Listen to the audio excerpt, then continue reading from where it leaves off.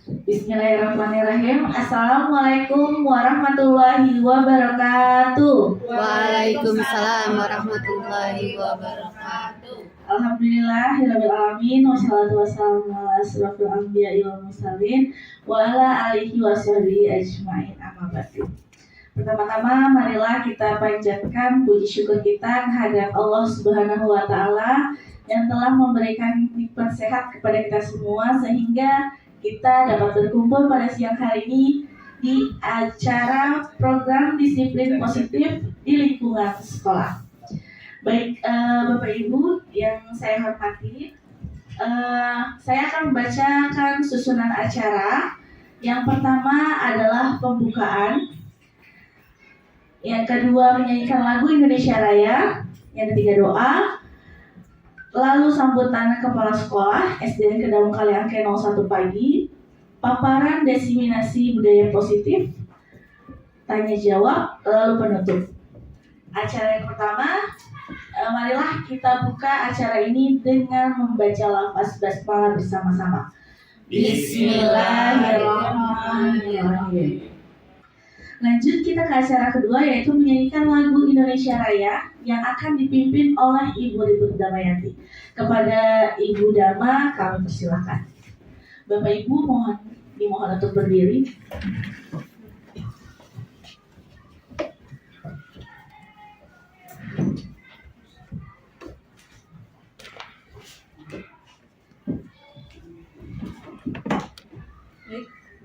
Hiduplah Indonesia Raya, Indonesia tanah airku, tanah tumpah darahku. Di sanalah aku berdiri, jadi pandu ibuku. Indonesia kebangsaanku, bangsa dan tanah airku. Marilah kita berseru, Indonesia bersatu. Hiduplah tanahku, hiduplah negeriku, bangsaku, rakyatku semuanya. Bangunlah jiwanya, bangunlah badannya untuk Indonesia Raya. Indonesia Raya, merdeka, merdeka, tanahku, negeriku yang ku cinta. Indonesia Raya, merdeka, merdeka, hiduplah Indonesia Raya. Indonesia Raya, merdeka, merdeka, tanahku, negeriku yang ku cinta. Indonesia Raya, merdeka, merdeka, hiduplah Indonesia Raya.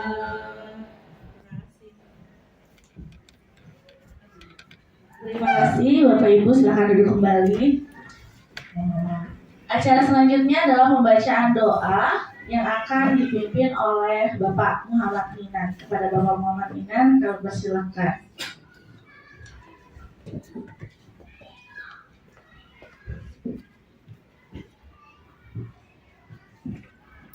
Bismillahirrahmanirrahim. Assalamualaikum warahmatullahi wabarakatuh. Waalaikumsalam warahmatullahi wabarakatuh. Bapak Ibu, mari kita sama-sama berdoa bermunajat kepada Allah Subhanahu wa taala. Mudah-mudahan acara kita di hari ini diseminasi budaya positif mendapatkan keberkahan, kelancaran, ridho dari Allah Subhanahu wa taala. Amin. Allahumma amin. A'udzu billahi minasyaitonir rajim. Bismillahirrahmanirrahim. Alhamdulillahirabbil alamin, hamdan syakirin, hamdan na'imin, hamdan yuwafi ni'amahu wa yukafi masidah. Ya Rabbana ya Allah, lakal hamdu wa lakal syukru kama yanbaghi li jalali wajhikal karim wa li 'azimi sultanik. Allahumma shalli wa sallim wa barik ala sayyidina Muhammad wa ala ali sayyidina Muhammad.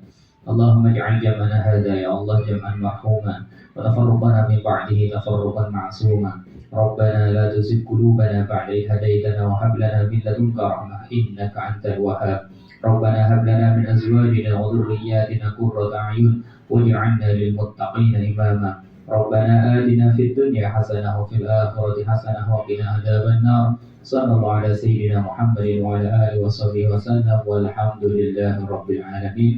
Terima kasih. Assalamualaikum warahmatullahi wabarakatuh.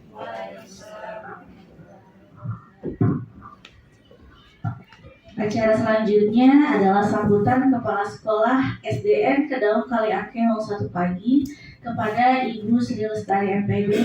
Silakan.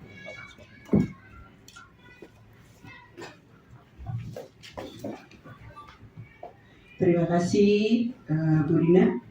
Assalamualaikum warahmatullahi wabarakatuh. Waalaikumsalam warahmatullahi wabarakatuh. Selamat siang, salam sehat dan bahagia.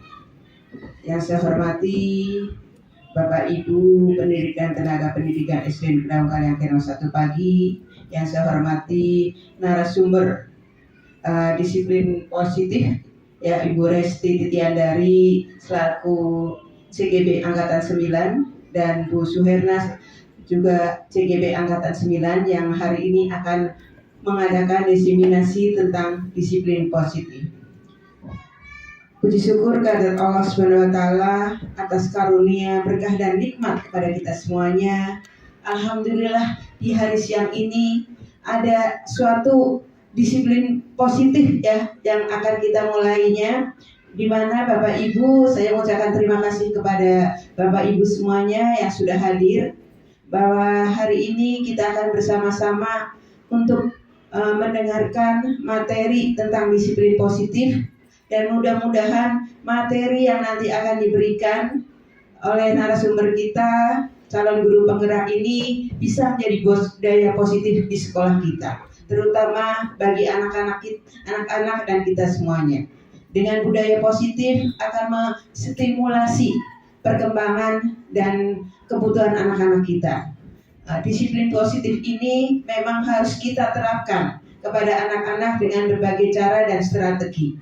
Bahwa kita tidak bisa untuk memaksakan disiplin positif ini, apa yang akan menjadi program kita, itu tidak bisa kita paksakan, tapi melalui pembiasaan-pembiasaan yang nantinya pembiasaan itu menjadi membudaya kepada anak-anak kita dan kita semuanya. Mudah-mudahan dengan disiplin positif ini, materi yang akan disampaikan nanti bisa sama-sama kita pelajari, sama-sama kita terapkan untuk kebutuhan anak-anak didik kita, dan terutama kita juga bisa menerapkannya dalam kehidupan sehari-hari maupun dalam pembelajaran di sekolah. Saya berharap kebiasaan untuk diseminasi ini terus berlanjut, tidak hanya karena sedang di dalam menjalankan tugas guru penggerak, tapi setelah jadi guru penggerak ini akan terus berlanjut untuk mendiseminasikan apa yang memang sudah dipelajari dan dipahami untuk teman-teman kita semuanya. Semoga calon guru penggerak ini terus bisa bergerak, menggerakkan teman-temannya ya, untuk menjadi suatu disiplin positif yang nanti akan berkembang di sekolah ini. Terima kasih, mungkin itu saja yang kami sampaikan. Semoga kegiatan ini bisa berjalan lancar dan calon guru penggerak Bu Resti Tiandari dan Bu Suherna terus bisa melaksanakan tugas-tugasnya, dan kita semuanya menjadi tergerak untuk mengikuti apa yang sudah menjadi budaya disiplin. Terima kasih. Assalamualaikum warahmatullahi wabarakatuh. Waalaikumsalam warahmatullahi wabarakatuh.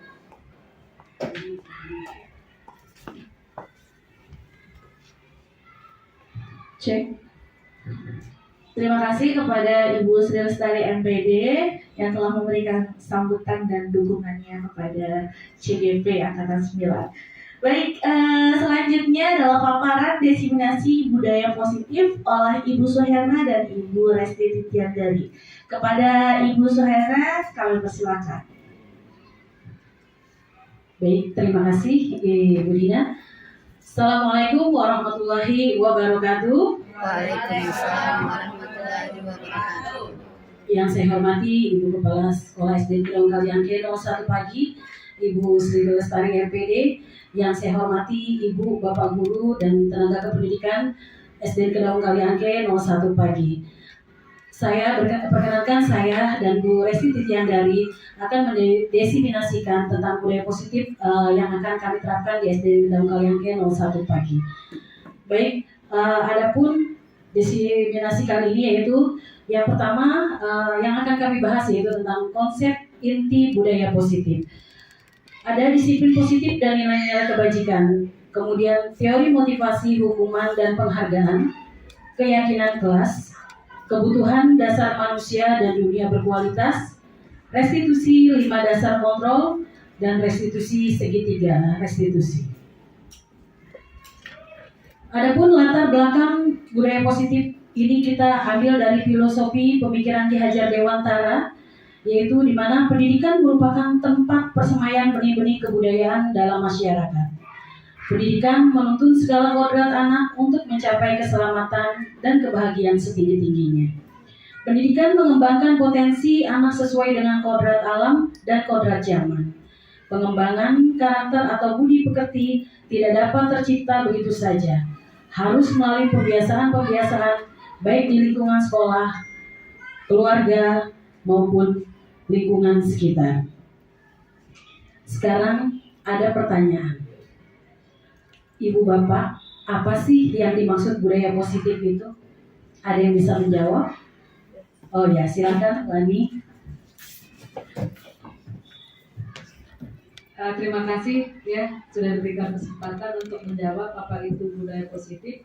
Budaya positif itu menurut saya itu kebiasaan-kebiasaan yang baik yang kita tanamkan kepada peserta didik, baik sikap, perilaku dan bahasanya yang baik-baik begitu. Terima kasih Bu. Hanya itu. Ya. Terima kasih Bu Ani, sangat baik sekali jawabannya. Ada yang bisa menjawab lagi, Bapak Ibu? Apa itu budaya positif? Mungkin Bu Dina, ya silakan. Ya, terima kasih Bu Ena. Mungkin budaya positif itu budaya yang kebiasaan yang baik gitu. Oh ya. Terima kasih ya. Sama ya semuanya bahwa kita sepakat bahwa budaya positif adalah pembiasaan atau kebiasaan yang akan dilakukan oleh peserta didik kita ya yang bernilai positif. Seperti pembiasaan sehari-hari, datang tepat waktu, kemudian guru-guru menyambut di depan pintu masuk kelas, kemudian mereka tadi Bu Ani sudah katakan tutur katanya, bahasa yang mereka gunakan ya. Kita tahu saat ini banyak sekali putra-putri kita yang mungkin tutur bahasanya kurang baik. Inilah mulai kita akan terapkan budaya positif dengan pembiasaan-pembiasaan yang positif yang akan kita lakukan di sekolah kita. Kemudian pertanyaan kedua nih, apakah di sekolah kita sudah menjalankan budaya positif, Ibu Bapak? Sudah, alhamdulillah ya, sekolah kita sudah melakukan pembiasaan-pembiasaan ya sehingga sudah membudaya ya dari pembiasaan Senin sampai Jumat kita sudah lakukan ya. Semuanya termasuk tadarus ya, untuk pembiasaan di agamanya ada tadarus, hafalan surat-surat pendek, sholat duha, seperti itu ya kita sudah laksanakan. Baik, selanjutnya ini dia kesimpulan dari budaya positif sekolah. Budaya positif sekolah adalah lingkungan dan norma yang mengedepankan nilai-nilai dan perilaku yang baik, produktif, dan mendukung pertumbuhan dan perkembangan siswa. Budaya positif di sekolah dapat menciptakan suasana yang inklusif, aman, dan mendukung bagi semua anggota komunitas sekolah. Nah, dari budaya positif tersebut, mari kita tanyakan ke diri kita sebagai seorang pendidik. Bagaimana kita berperilaku terhadap murid kita, Ibu Bapak? Apakah kita sudah menciptakan rasa aman dan mendukung bagi semua anggota komunitas sekolah? Sudah apa belum? Sudah, Bu? Insyaallah sudah. Ya, sudah ya. Nah, karena dengan penerapan budaya positif, maka akan terwujud disiplin positif, Bu. Dari budaya pembiasaan yang sehari-hari kita lakukan, maka di situ akan terwujud disiplin positif dalam menjalankan peraturan ataupun keyakinan sekolah. Bila mana ada suatu pelanggaran, tentunya sesuatu harus terjadi. Untuk itu, kita perlu meninjau ulang tindakan penegakan peraturan atau keyakinan sekolah kita selama ini. tindakan terhadap suatu pelanggaran pada umumnya berbentuk hukuman atau konsekuensi. Program disiplin positif dinamakan restitusi. Kita bisa menyebut program disiplin positif dengan restitusi. Ya. Baik, sekarang apakah makna disiplin? Kita tahunya cuma disiplin, tanpa kita tahu apa sih makna disiplin. Baik, di sini adalah makna disiplin yaitu berasal dari bahasa Latin disiplin yang artinya belajar. Jadi kita baru tahu nih Bu, disiplin itu artinya belajar. Makna asal dari kata ini berkonotasi dengan disiplin diri dari murid-murid Socrates dan Plato. Disiplin diri membuat orang menggali potensinya menuju sebuah tujuan apa yang dia hargai. Namun dalam budaya kita, makna kata disiplin telah berubah menjadi sesuatu yang dilakukan seseorang pada orang lain untuk mendapatkan kepatuhan. Kecenderungan umum adalah menghubungkan kata disiplin dengan ketidaknyamanan, bukan dengan apa yang kita hargai atau pencapaian suatu tujuan mulia. Jadi disiplin ini biasanya yang kita tahu itu hukuman. Tidak disiplin berarti harus dihukum. Tidak ya Ibu ya. Di sini sudah jelas maknanya bahwa kedisiplinan ini kita akan membuat suatu kenyamanan dari disiplin ini. Makanya nanti kita sebut lagi bukan lagi ini tapi restitusi. Di sini ada disiplin positif menurut teori kontrol atau teori pilihan Dr. William Glasser, yaitu Anda tidak bisa mengontrol orang lain, hanya Anda yang bisa mengontrol diri Anda. Jadi kita tidak bisa mengontrol diri kita, tidak bisa mengontrol orang lain, tapi kita bisa mengontrol diri kita sendiri. Kemudian apa makna disiplin? Yaitu belajar kontrol diri dengan menggali potensi kita agar tercapai tujuan mulia, yaitu sesuatu menjadi seseorang yang kita inginkan berdasarkan nilai-nilai yang kita hargai. Kemudian di sini juga ada semua perilaku memiliki tujuan, yaitu motivasi ekstrinsik dan motivasi intrinsik. Yaitu teori motivasinya yaitu untuk menghindari hukuman, untuk mendapatkan imbalan, atau untuk menghargai diri sendiri. Kemudian tersusun menjadi nilai-nilai kebajikan universal, dan yang terakhir akan kesimpulannya yaitu akan mewujudkan keyakinan kelas. Selanjutnya, model berpikir menang-menang, kolaborasi dan konsensus menciptakan pilihan-pilihan baru. 5 posisi kontrol di sini yaitu pertama penghukum, kedua pembuat rasa bersalah, ketiga teman, keempat pemantau, dan terakhir manajer. Di sini akan terbentuk segitiga restitusi yang nanti akan dibahas oleh Ibu Resti, yaitu tentang menstabilkan identitas, validasi kebutuhan, menanyakan keyakinan. Kemudian juga realitas kebutuhan kita berbeda. Kita berusaha memahami pandangan orang lain tentang dunia. Setiap orang memiliki gambaran berbeda. Di sini juga terdapat 5 kebutuhan dasar manusia, yaitu bertahan hidup, penguasaan, kasih sayang dan rasa diterima, kesenangan dan kebebasan. Masih semangat Ibu Bapak? Yuk, biar nggak ngantuk nih. Tepuk 1, tepuk 2, oke, tepuk 3, Semangat, tepuk 4, konsentrasi, tepuk 5. siap belajar. Oke, kita lanjut belajar kita hari ini ya Pak ya. Selanjutnya kita akan bahas tentang nilai-nilai kebajikan universal. Apa sih nilai-nilai kebajikan universal? Nilai-nilai kebajikan adalah sifat-sifat positif manusia yang merupakan tujuan mulia yang ingin dicapai setiap individu. Nilai-nilai tersebut bersifat universal dan lintas bahasa, suku bangsa, agama, maupun latar belakang. Setiap perilaku atau perbuatan memiliki suatu tujuan. Ini menurut Dr. William Glasser pada teori kontrol 1984 mengatakan dengan mengaitkan nilai-nilai kebajikan yang diyakini seseorang, maka motivasi intrinsiknya akan terbangun sehingga menggerakkan motivasi dari dalam untuk dapat mencapai tujuan mulia yang diinginkan. Ini menurut Diana Gessen 1998 Nilai-nilai kebajikan yang ingin dicapai oleh setiap anak Indonesia kita kenal dengan profil pelajar Pancasila. Yang kita ketahui ada berapa profil Ibu Bapak? Ada 6 profil. Yang pertama beriman bertakwa kepada Tuhan Yang Maha Esa dan berakhlak mulia. Kemudian mandiri, bernalar kritis, bergotong royong dan kreatif. Ya, ini 6 profil pelajar Pancasila ya. Nah, selanjutnya teori motivasi perilaku manusia. Yang pertama, untuk menghindari ketidaknyamanan hukuman, apa yang akan terjadi apabila saya tidak melakukannya? Motivasi termasuk motivasi eksternal. Kemudian untuk mendapatkan imbalan dari orang lain atau institusi, apa yang akan saya dapatkan apabila saya melakukannya? Itu termasuk motivasi eksternal dari luar, eksternal juga ya. Kemudian yang dari dalam, untuk menghargai diri sendiri, saya akan menjadi orang yang seperti apa bila saya melakukannya. Ini termasuk motivasi internal, yaitu tujuan disiplin positif ini yang akan kita capai ya Ibu Bapak ya. Jadi kita mulai dari diri sendiri. Ini istilah merdeka menurut Ki Hajar Dewantara. Merdeka itu artinya tidak hanya terlepas dari perintah, akan tetapi juga cakap buat memerintah diri sendiri. Ya, semua kembali kepada diri sendiri. Ki Hajar Dewantara Pemikiran Konsepsi Keteladanan Sikap Merdeka, cetakan kelima 2013 halaman 469 ya Bu ya. Nanti bisa kita lihat tentang merdeka itu artinya apa ya menurut Ki Hajar Dewantara.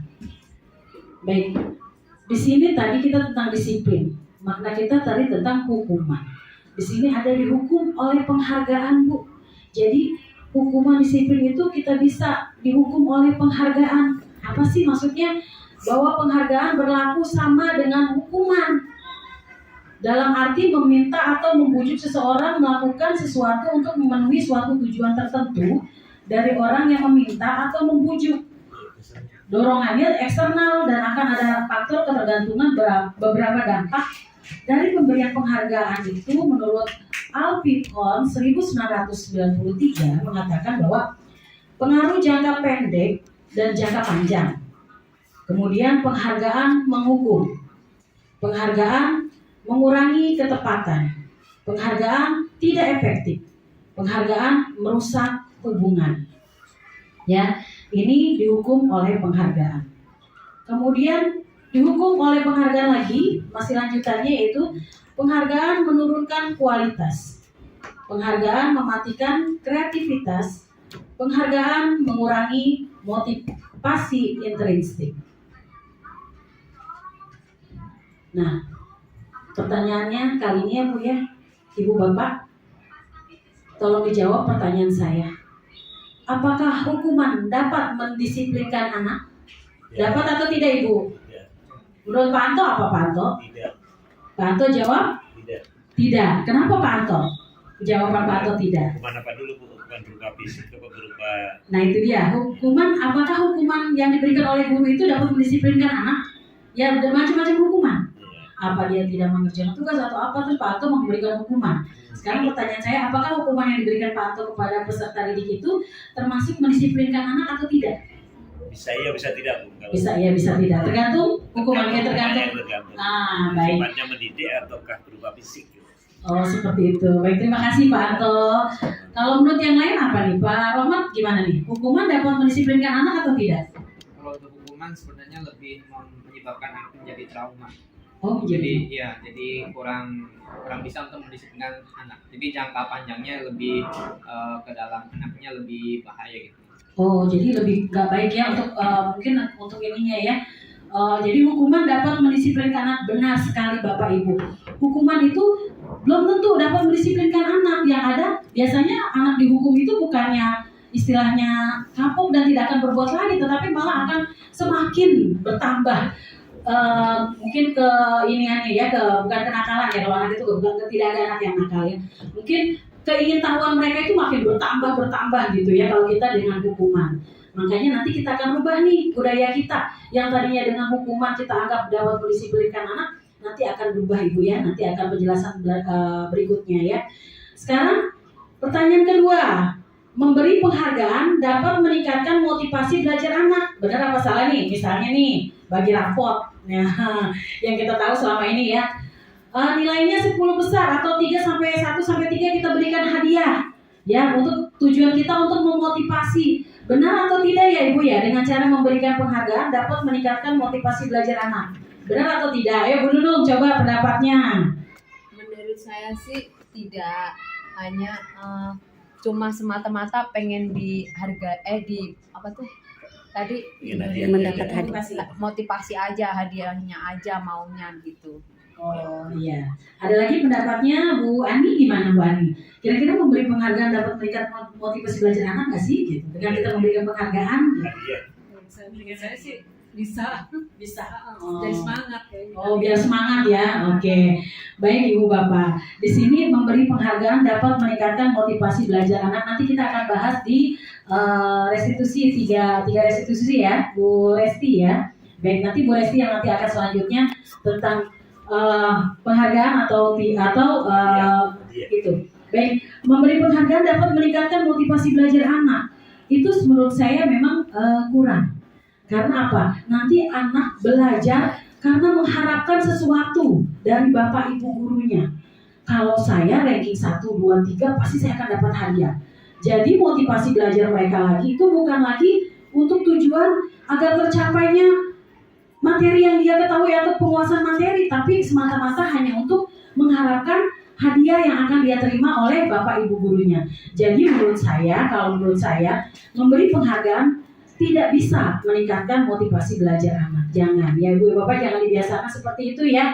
Jadi kita samakan saja, semua anak itu unik, semua anak itu pintar, semua anak itu akan bisa ya Ibu Bapak ya. Jadi untuk masih ada Ibu Bapak yang masih memberikan suatu penghargaan kepada anak yang dengan tujuan motivasi, kalau bisa sudah harus dihilangkan. Cukup kita memberikan pujian, kamu pintar, kamu hebat. Seperti itu saja ya Ibu Bapak ya. Baik, nah ini dia perbedaan hukuman dan konsekuensi. Tadi kan kalau penghargaan tadi ada hukuman, ada konsekuensi ya Ibu Bapak ya. Sekarang hukuman. Hukuman itu sesuatu yang menyakitkan harus terjadi, karena biasanya hukuman itu bentuknya fisik ya Ibu Bapak ya. Tapi bagaimana dengan konsekuensi? Yaitu sesuatu yang harus terjadi. Kemudian membuat anak sakit fisik maupun hati untuk jangka waktu lama kalau kita terapkan hukuman. Tapi kalau dengan kita menerapkan konsekuensi, maka membuat anak merasa tidak nyaman dalam jangka waktu pendek. Jadi hanya jangka waktu pendek aja, setelah itu dia lupa. Ya. Terus hukuman, anak membenci kedisiplinan. Jadi yang tadi dikatakan tadi benar. Kalau kita terus menghukum, anak bukannya semakin baik, tapi akan semakin memberontak ya. Jadi untuk konsekuensinya yaitu dengan kita memberikan konsekuensi, maka anak menghargai disiplin. Seperti itu Ibu Bapak. Kemudian hukuman itu sifatnya paksaan. Tapi kalau konsekuensi yaitu stimulus tanggapan. Kemudian hukuman mendorong anak menyakiti diri sendiri. Tapi dengan konsekuensi maka hukuman itu dengan konsekuensi yaitu mendorong anak agar mudah menyesuaikan diri. Itu perbedaan antara hukuman dan konsekuensi. Kemudian bagaimana dengan hukuman konsep diri yang buruk, tapi dengan konsekuensinya konsep diri yang akan lebih baik. Kemudian anak belajar untuk menyembunyikan kesalahan, itu bila hukuman. Tapi dengan kita memberikan konsekuensi, maka anak belajar untuk mematuhi peraturan. Yang terakhir, dengan hukuman marah, itu anak itu pasti akan ada rasa marah, rasa bersalah, dipermalukan, merasa tak dihargai, itu bila kita berikan hukuman. Tapi dengan kita memberikan konsekuensi, maka anak akan merasa kehilangan hak, dibuat tidak nyaman, diasingkan untuk sementara atau time out. Ini kita ambil dari disadur dari Restitution Diana Gosen, The 5 Position of Control, Yayasan Pendidikan Luhur. Nah, ini dia Bu, quiz time. Tinggal jawab hukuman atau konsekuensi. Saya sudah jelaskan tentang perbedaan hukuman dan konsekuensi. Sekarang Ibu Bapak boleh menjawab, nanti pertanyaannya benar atau salah. Ya Ibu Bapak ya. Baik, kita akan mulai ya. Di sini saya akan memberikan pertanyaan atau nanti ada pertanyaan yang ada di layar, nanti tetap saya akan bacakan. Ibu hanya tinggal menjawab itu berupa hukuman atau konsekuensi ya, seperti itu ya. Baik, kita mulai pertanyaan pertama. Digedein.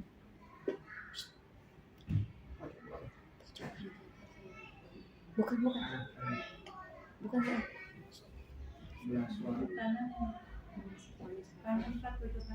Nih, dekat. Atas.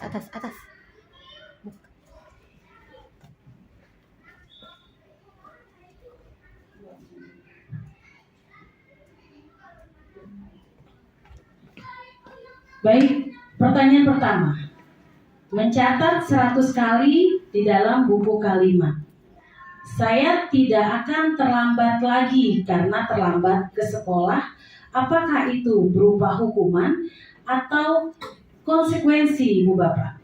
Dengan kita ketika anak terlambat datang sekolah, kita menyuruh anak untuk mencatat 100 kali di dalam buku tulisnya kalimat saya tidak akan terlambat lagi. Kira-kira itu masuk hukuman atau konsekuensi, Ibu Bapak? Hukuman. Apa?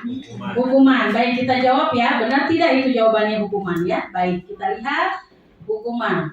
Ternyata salah Ibu Bapak ya. Dengan kita meminta anak untuk mencatat kembali 100 lembar, maka itu termasuk konsekuensi. Ya, bukan hukuman. Sekarang lanjut ke pertanyaan kedua. Ada 7 pertanyaan yang akan saya sampaikan di sini ya. Lari mengelilingi lapangan basket 2 kali karena terlambat hadir di sekolah, termasuk hukuman atau konsekuensi? Apa? Hukuman. Kita lihat, benarkah lari mengelilingi lapangan basket 2 kali karena terlambat hadir ke sekolah itu berupa hukuman? Benar ya. Ini merupakan hukuman. Lanjut ketiga. Membersihkan coretan yang dibuatnya di meja tulis itu termasuk hukuman atau konsekuensi? Konsekuensi. Coba kita lihat. Iya, betul. Dia sudah mulai memahami ya Ibu Bapak ya. Iya. Baik, pertanyaan selanjutnya keempat. Murid diminta untuk push up 15 kali karena tidak menggunakan masker ke sekolah. Hukuman atau konsekuensi? Hukuman. Oke, kita lihat jawabannya apakah benar hukuman? Benar sekali Bu Bapak ya. Pertanyaan selanjutnya.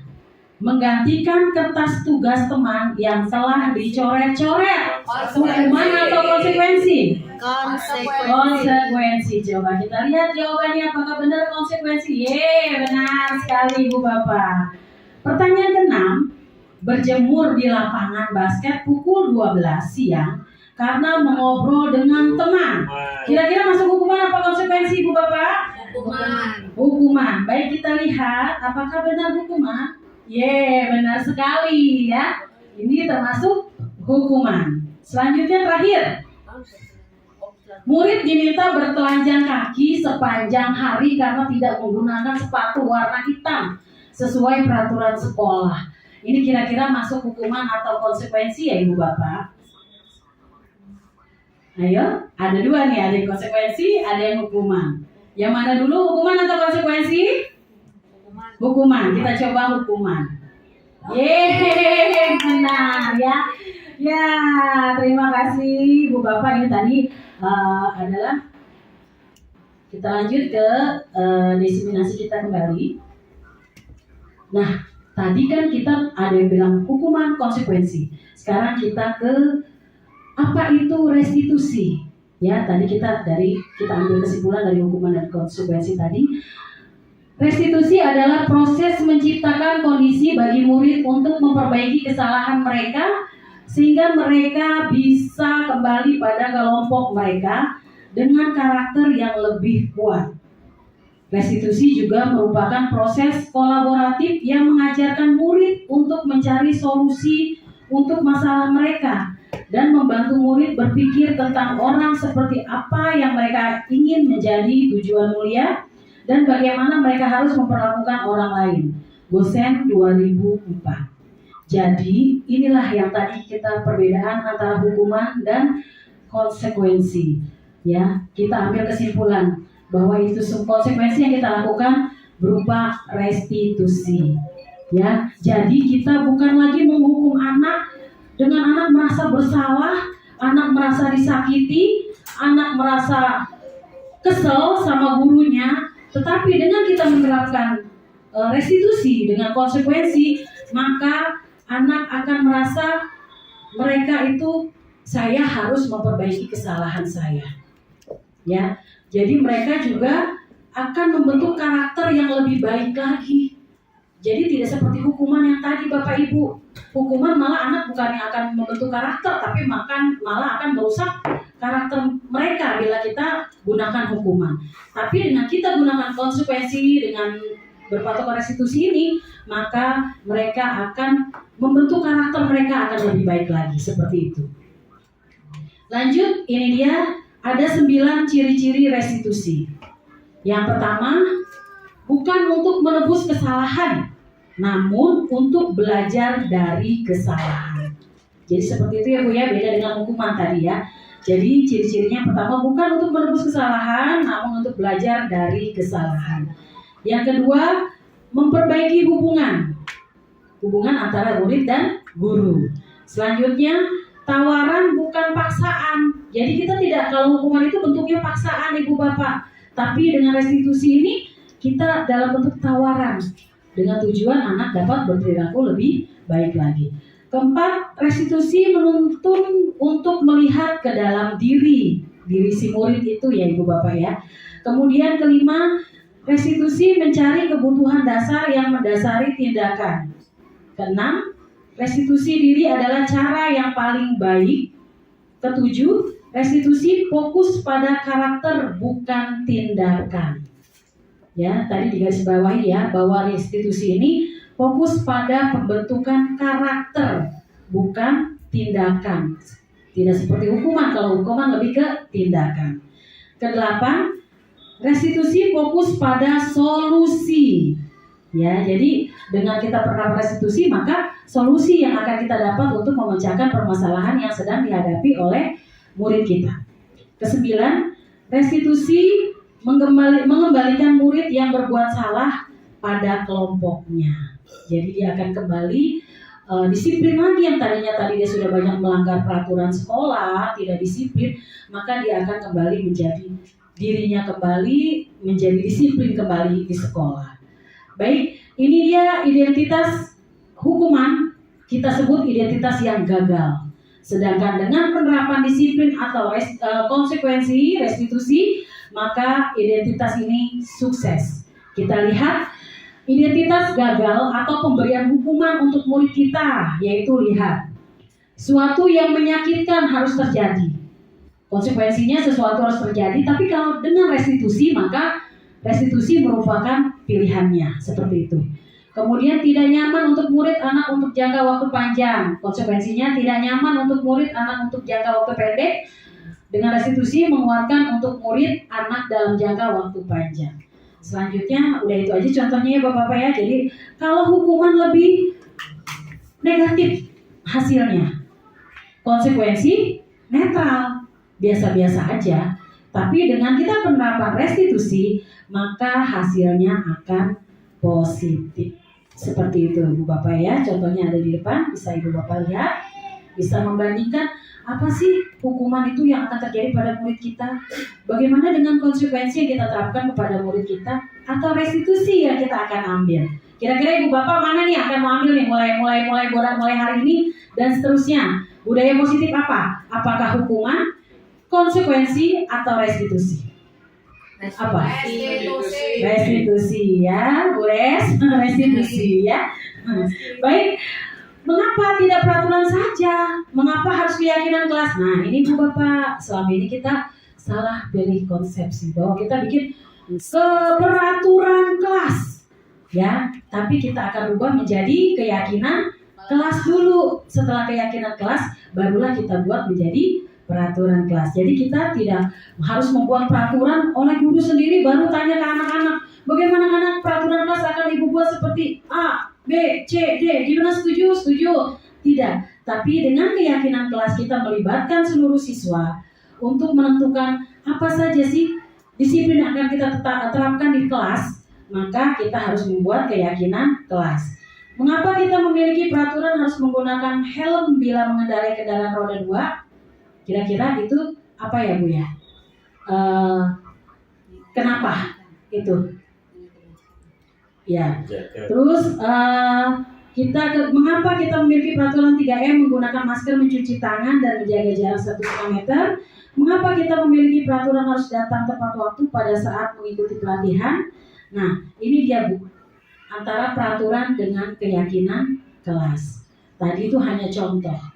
Jadi sekarang bila di peraturan kelas itu kita pindahkan untuk kata-kata yang negatif ke kata-kata yang positif. Jadi peraturannya yaitu selalu kembalikan buku ke tempatnya. Nah, kita ganti keyakinan kelas itu apa Bu? Dengan tanggung jawab atau apa? Ya, itu berupa bentuk tanggung jawab. Jadi seperti itu. Kalau peraturannya dilarang mengganggu orang lain, kita berubah jadi keyakinan kelasnya yaitu menghormati orang lain. Kemudian di peraturan, hadir di sekolah 15 menit sebelum pembelajaran dimulai. Dengan keyakinan kelasnya yaitu menghormati orang lain dan berkomitmen. Selanjutnya, di peraturan dilarang melakukan kekerasan. Kira-kira apa tuh Bu? Keselamatan dan menghormati orang lain. Kemudian peraturan yaitu dilarang menggunakan narkoba. Nah, keyakinan kelasnya yaitu tentang kesehatan. Jadi lebih simpel Ibu Bapak. Jadi hal yang tadinya membingungkan tapi kita bikin simpel di keyakinan kelas ini. Kemudian bergantian atau menunggu giliran. Kita bisa dengan cara menghormati orang lain dan bersabar di keyakinan kelasnya. Kemudian gunakan masker. Nah, di keyakinan kelas menjadi kesehatan dan keselamatan. Terakhir yang itu peraturannya yaitu jangan berlari di kelas atau koridor. Di keyakinan kelas kita bisa buat yaitu keselamatan dan keamanan. Baik, itu saja pembahasan saya budaya positif yang tadi saya sudah bahas. Selanjutnya nanti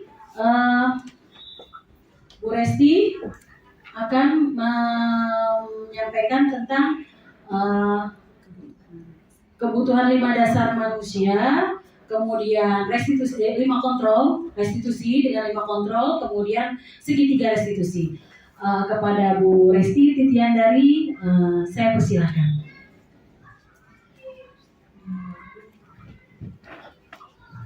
Terima kasih Bu Erna. Bismillahirrahmanirrahim. Assalamualaikum warahmatullahi wabarakatuh. Waalaikumsalam warahmatullahi wabarakatuh. Salam Bapak Ibu guru hebat. Siang hari sudah mulai redup. Yuk kita semangat dulu. Selamat siang. Siang hu, siang ha, siang hu ha. Oke. Ini jam-jam rawan ya. Kalau saya mau ice breaking dulu supaya Bapak Ibu tidak ngantuk. Oke? Kalau saya katakan, kalau saya bilang 1 berarti pegang kepala. Kalau saya bilang 2 pegang Leher. Kalau saya bilang 3 berarti pegang siku. Oke? Siap? 1, 2. Dua ini. Oke, konsentrasi Dimulai. ulang. 1 pegang Kepala, 2 leher, 3 siku. Oke, 1 3 2 3 1 2 1. Oke. Saya lanjut ya. Setelah tadi apa yang dipaparkan oleh Ibu Suherna tentang budaya positif, disiplin positif yang ada di sekolah, yaitu di mana adanya program restitusi. Resti Titiandari adalah guru SD Kedaung Kaliangke 01. Sedangkan restitusi adalah salah satu program untuk membudayakan disiplin positif yang ada di sekolah. Di antaranya adalah yang pertama adalah 5 dasar kebutuhan manusia. Nah, Bapak Ibu, untuk membangun budaya lingkungan positif di sekolah, kita perlu adanya mengetahui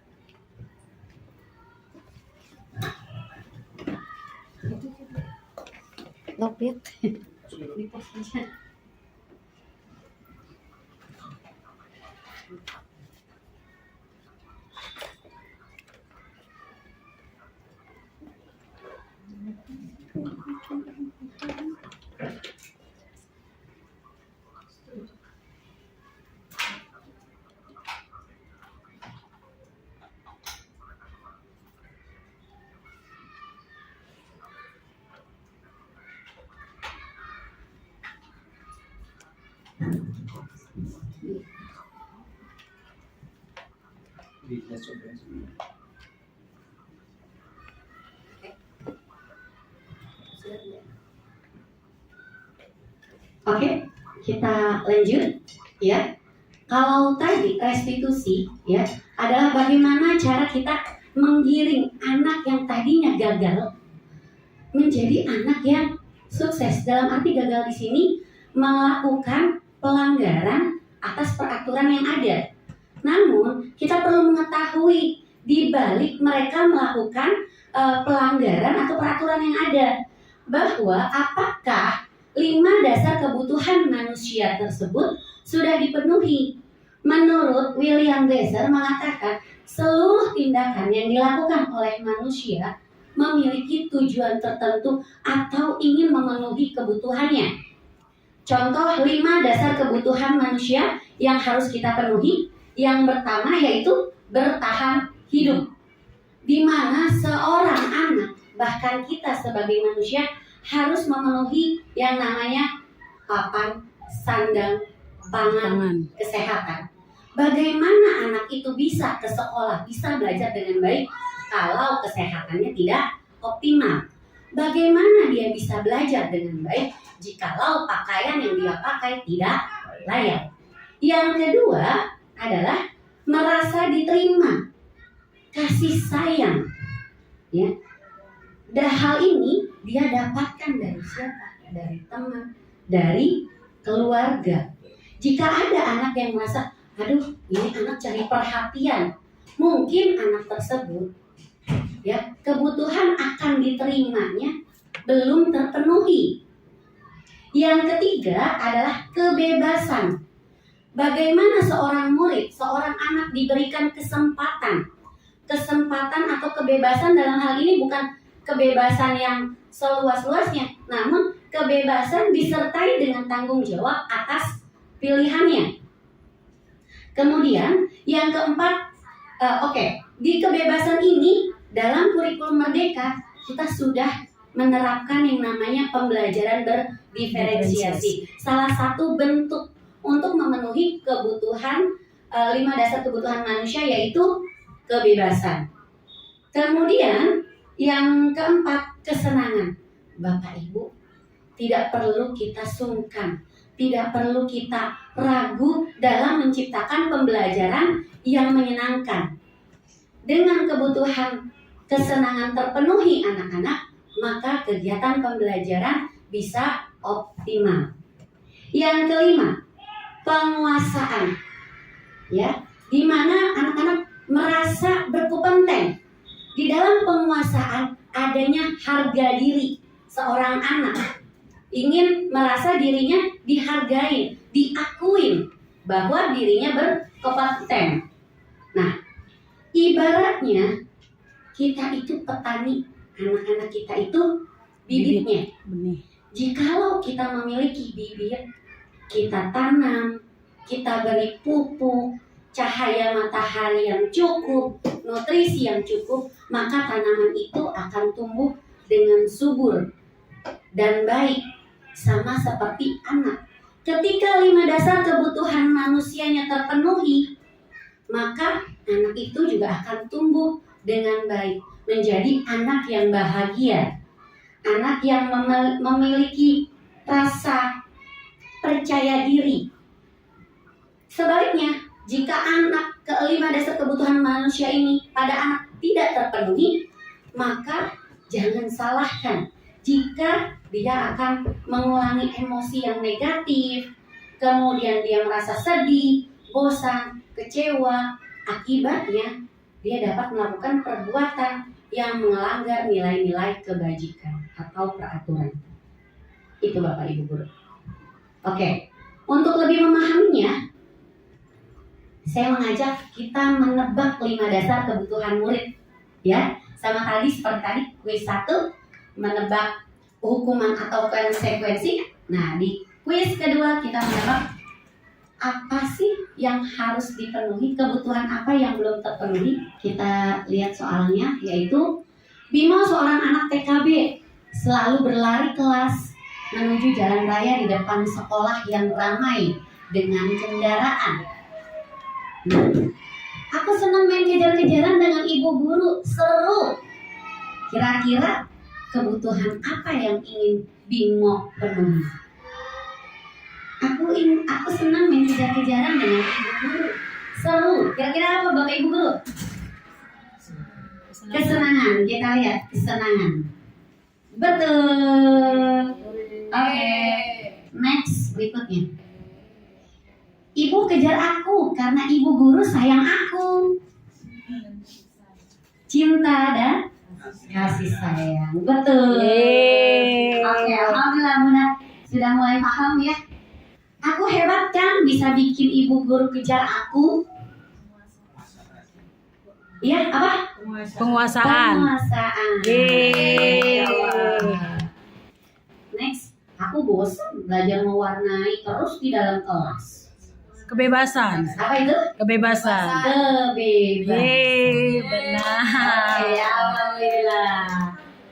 Complete, game complete. Selanjutnya, nah, salah satu program restitusi tadi, ya, daripada kita menghukum atau konsekuensi, hukum jatuhnya jadi negatif, konsekuensi walaupun posisinya netral, bagaimana cara kita menggiring anak menjadi positif. Nah, perlu kita pahami yaitu Bapak Ibu Guru, 5 posisi kontrol ini ada diantaranya yaitu 1. Sebagai penghukum, 2. Pembuat merasa bersalah, 3. Teman, 4. Pemantau, dan 5. Manajer. Nah, kita identifikasi nih, kalau kira-kira penghukum dan pembuat orang merasa bersalah itu akan menciptakan identitas gagal karena perilaku kontrolnya negatif. Contoh ya, contoh nih, kira-kira kalau guru penghukum, ya, kamu datang terlambat mulu, ayo keliling lapangan 100 kali, ya. Nah, kemudian sambil marah-marah atau menghardik sampai telak pinggang gitu ya. Terus kemudian kalau pembuat orang merasa bersalah menunjukkan kekecewaannya, pelan sih tapi dalam. Kamu gak kasihan sama Bapak Ibu Guru yang sudah capek-capek dari tadi ngajarin? Kamu gak kasihan sama teman-teman kamu? Nah, itu membuat merasa bersalah. Tapi terus kemudian yang posisi berikutnya adalah teman. Ini teman atau pemantau lebih ke arah positif. Ya. Teman itu membuat alasan untuk murid-muridnya. Oh iya, kamu gak bisa, gak apa-apa. Nanti Bapak Ibu Guru bantu. Kalau pemantau dia menghitung atau mengukur, ya, dipantau. Walaupun awalnya dibimbing, oke, nanti dilepas kemudian dipantau. Ini sangat baik, tapi nanti akan memunculkan ketidakmandirian dari siswa. Nah, kemudian dikontrol yang paling baik adalah kontrol diri, yaitu di mana posisinya adalah manajer, mengajukan pertanyaan sebelum kita mendikte, sebelum kita menebak apa masalahnya. Nah, kemudian kalau penghukum, Ya, hasilnya itu tadi yang seperti Bu Yana katakan, anak akan makin memberontak, pendendam, menyalahkan orang lain. Orang bukan salah saya, bu, orang dia. Kan seringnya kita suka dengar anak-anak gitu ya. Bukan bu, bukan saya nggak apa-apa dong, dia duluan gitu. Kemudian kalau posisinya pemberi untuk teman, ya, teman ini jadi ketergantungan. Jadi apa? Bu, ini gimana? Bu, ini caranya gimana? Kemudian kalau untuk pemantau, menyesuaikan bila diawasi. Jadi kalau nggak diawasi anak-anak, ya lari sana, lari sini. Atau disiplinnya hanya ketika ada bapak ibu gurunya yang memantau. Kemudian kalau di posisi manajer, ini lebih ke menguatkan watak atau karakter. Nah, hal inilah yang akan kita coba terapkan sesuai dengan karakter profil pelajar Pancasila. Ya. Kemudian dari ciri-cirinya yaitu ada lagi dari murid berkata saya tidak peduli, gitu ya. Kalau dari kata penghukum. Kemudian kaitannya dengan dunia berkualitas, yaitu murid meletakkan guru di luar dunianya. Ya, istilah kalau anak sekarang bomat, gitu ya. Kemudian pembuat merasa bersalah, murid meletakkan guru di dalam dunianya. Ya, walaupun ada rasa penghormatan, dia rasa hormat terhadap guru, tapi ini salah. Kenapa? Karena dia merasa apa yang dia lakukan selalu salah. Kemudian, kalau teman, murid meletakkan guru sebagai orang penting dalam dunia berkualitas, karena dia menganggap itu temannya tempat nyaman, bagus. Tapi lagi-lagi ini tidak menimbulkan kemandirian siswa, karena siswa selalu bergantung pada gurunya. Kemudian pemantau, murid meletakkan guru peraturan di dunia yang berkualitas tadi, hampir sama dengan penghukum. Jadi kalau ada bapak ibu gurunya baru disiplin. Kalau tidak ada bapak ibu gurunya tidak disiplin. Kemudian kontrol manager, yaitu murid meletakkan dirinya sebagai individu positif dalam dunia berkualitas.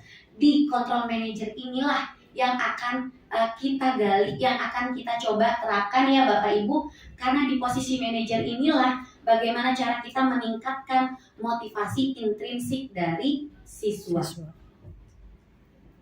Nah, Bapak Ibu, saya kecewa sekali dengan kamu.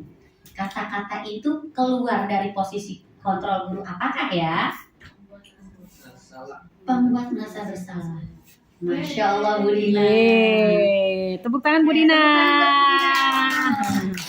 Oke, pasti selalu yang terakhir selesai. Ini ya, yang suka kita. Nah, apa ya kira-kira? Just ya, berarti menghukum. Masya Allah, betul sekali Pak Roma. Next. Ya sudah, kali ini tidak apa-apa. Nanti Ibu bantu bereskan. Teman. Apa nih? Apa? Teman. Oke, betul udah, Ma. Next. Peraturannya apa? Manajer. Masih ingat peraturannya apa? Pemantau. Apa itu? Masih ingat misalnya peraturannya apa? Apa itu? Manajer? Apa Bu Nunung? Pemantau, kita lihat. Masya Allah. Game komplit. Alhamdulillah. Ya. Lanjut. Oke, nanti kita lanjut lagi ya. Semangat banget, Masya Allah. Oke, next berikutnya. Nah, Bapak Ibu Guru, segitiga restitusi. Artinya di sini adalah proses dari ketika kita menghadapi anak yang melanggar kebijakan, nilai-nilai kebijakan, sehingga kita kategorikan sebagai anak gagal dalam melakukan peraturan atau gagal dalam melakukan disiplin. Maka segitiga restitusi ini adalah proses untuk merubah dari kata-kata gagal tadi, kita pindahkan menjadi anak yang sukses dalam menerapkan budaya disiplin. Ada 3 proses, yaitu yang pertama menstabilkan identitas, ya, dimana menstabilkan identitas ini adalah ada ciri-cirinya, ya. Membuat kesalahan adalah proses dari belajar. Ketika kita memanggil seorang anak, tadi apa yang kamu lakukan? Apa yang kamu rasakan? Saya sedih, saya kesel. Tadi nama bapak saya dikata-katain. Ya. Apa yang kita lakukan dalam menstabilkan identitas? Gak apa-apa. Kamu merasa kesal ya? Sama. Ibu juga kalau dikatain nama orang tua, kesal, wajar kalau kamu kesal. Gitu ya. Kemudian, di validasi tindakan. Bapak Ibu, jangan dipikir validasi tindakan. Kok perbuatan salah divalidasi, gitu ya? Bukan itu. Tapi validasi di tindakan ini adalah cara yang lebih efektif untuk mendapatkan alasan mengapa itu dilakukan. Gitu ya. Jadi mencari tahu kebutuhan dari, kan tadi saya katakan ada setiap tindakan pasti ada alasannya. Nah, ketika anak melakukan hal tersebut, di validasi tindakannya itu kita cari tahu kebutuhan apa sih yang ingin dia penuhi. Ya. Setelah kebutuhan itu terpenuhi, maka kita lanjut ke keyakinan. Alasannya kenapa kamu melakukan itu? Gitu ya. Tadi saya kesel. Saya nama bapak saya dikata-katain. Saya tonjok aja, Bu. Kenapa kamu tonjok? Ya orang saya kesel. Wajar tonjok. Kalau kamu melakukan menonjok itu, kamu puas? Puas. Gitu. Oh begitu. Oke. Lalu menurutmu, apakah tindakan tonjok itu benar atau salah? Nah, di sini kita mencoba menggiring kepada keyakinan kelas. Apa yang telah kita sepakati? Apakah perbuatan yang kamu lakukan sesuai dengan keyakinan kelas kita? Nah, nanti akan di sini anak akan menjawab tidak. Ya. Lalu di sini kita mencoba menarik anak untuk mencari jawabannya sendiri sehingga dia bisa dapat kontrol dirinya. Dan kemudian di sini anak tidak merasa dihakimi, tidak merasa memiliki inisiatif. Oh iya, akhirnya anak menyadari kesalahannya. Oh iya. Terus kira-kira untuk memperbaikinya apa yang akan kamu lakukan? Ya deh Bu, nanti saya minta maaf. Nah, jadi tanpa perlu kita menghukum anak sudah paham dengan kesalahannya tanpa merasa dihakimi, tanpa merasa dijudge. Ya. Nah, Ibu, saya akan memberikan satu kasus ya. Lalu kita coba menganalisis kasus tersebut.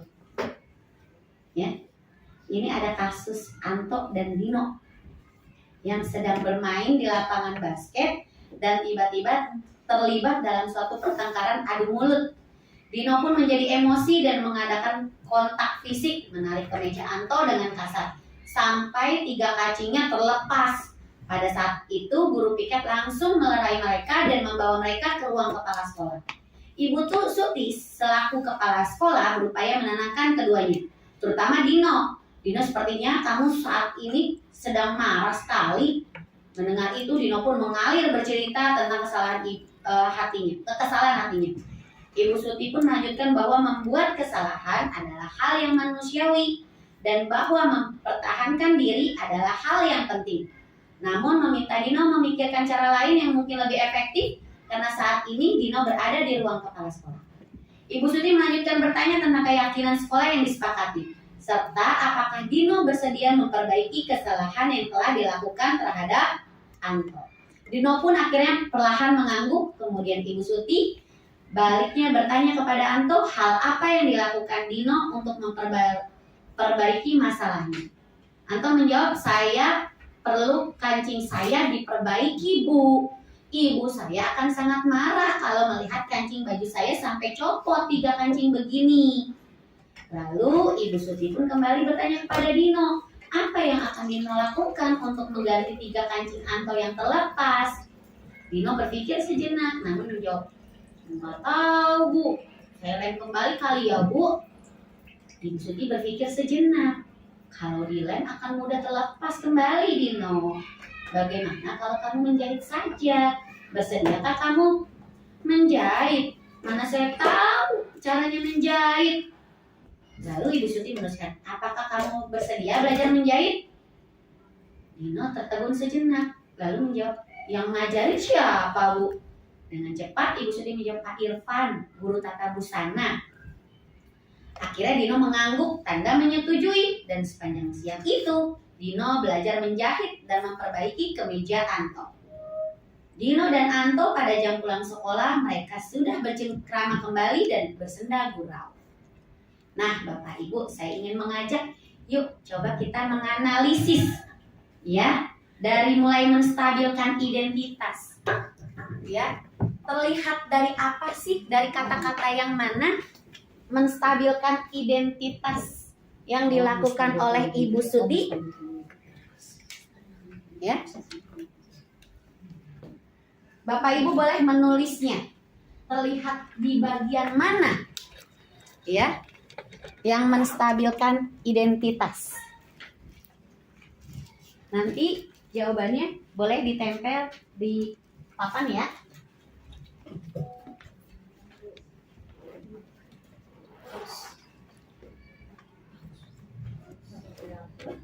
Nggak kelihatan ya? Oke, terima kasih Dina. Terima kasih dulu. Terima kasih Pak Rahman. Main itu. Oke, Dina. Iya yuk.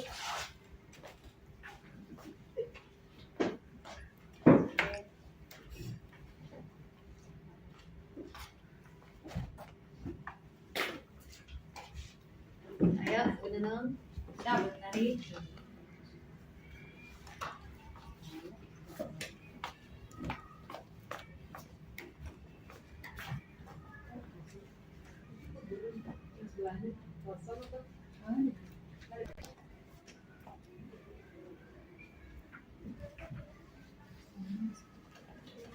Oke, terima kasih. Jawabannya dari menstabilkan identitas yaitu membuat kesalahan adalah hal yang manusiawi, mempertahankan diri adalah hal yang penting. Ya, sama Bu Ani juga hal yang manusiawi bahwa mempertahankan diri adalah hal yang penting. Dina, sepertinya kamu saat ini sedang marah sekali. Membuat kesalahan adalah hal yang manusiawi. Mempertahankan diri adalah hal yang penting. Oke, Dina. Masya Allah. Mantap. Semuanya jawabannya. Ya. Terlihat dari kata-kata Ibu Suti bahwa melakukan kesalahan adalah hal yang manusiawi dan mempertahankan itu adalah hal yang penting. Kita lanjut ya. Lanjut ya. Masih semangat ya? Masih. Oke, kita lanjut yaitu tentang validasi tindakan. Mencari tahu kebutuhan dasar apa yang ingin dipenuhi oleh Dino dan Anto. Ya. Validasi tindakan. Kata-kata apa sih? Ya. Yang dilakukan oleh Ibu Suti untuk memvalidasi tindakan Anto dan Dino. Yuk, saya bagikan kembali ya kertasnya. Di bagian manakah terlihat Ibu Suti menanyakan keyakinan? Ya, saya beri kertas lagi, kali ini berwarna hijau. Tempel silakan. Tempel.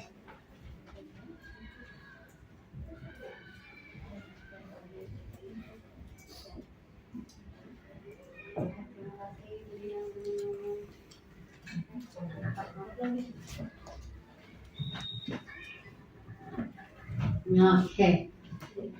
Alhamdulillah menanyakan keyakinan juga Bapak Ibu alhamdulillah sudah paham ya.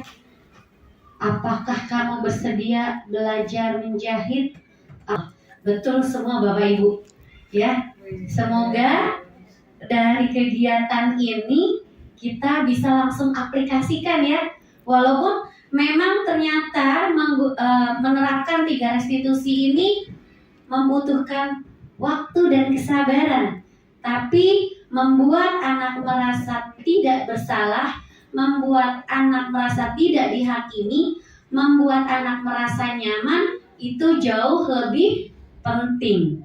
Ya, Bapak Ibu guru, terakhir dari kami yaitu berbanggalah jadi Bapak Ibu guru. Dalam satu profesi terdapat lebih dari 100.000 mini profesi lainnya di dalam diri seorang guru. Oke? Dari kami, Ibu Suherna dan saya Resti Titiandari mengucapkan terima kasih banyak atas perhatian dan kerjasamanya. Mohon maaf atas segala khilaf dan perilaku yang tidak berkenan.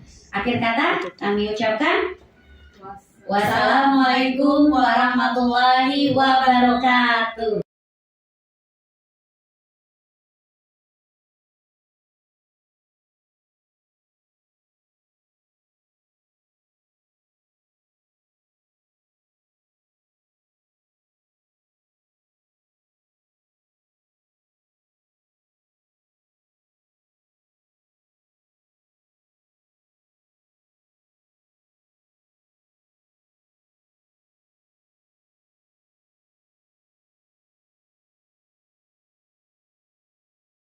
Assalamualaikum warahmatullahi wabarakatuh. Saya ingin menyampaikan pendapat saya setelah menyelesaikan masalah bersama Bu Resti. Pendapat saya setelah ini, saya sadar bahwa apa yang saya lakukan adalah salah. Saya merasa lega dan tanpa takut diberikan hukuman oleh Bu Guru. Dan saya merasa sangat nyaman. Terima kasih. Wassalamualaikum warahmatullahi wabarakatuh. Perkenalkan, nama saya Alvaro. Kelas 3 SDN Kedong Kalangke 01 Pagi. Dalam menyelesaikan kasus yang saya hadapi, Bu Erna menegur saya dengan baik, ramah, dan tidak menyalahkan siswa, sehingga saya tidak merasa takut. Saya merasa nyaman dan menyesali tindakan saya. Semoga penyelesaian masalah seperti ini dapat terus dilakukan oleh Bu Erna. Terima kasih. Wassalamualaikum warahmatullahi wabarakatuh.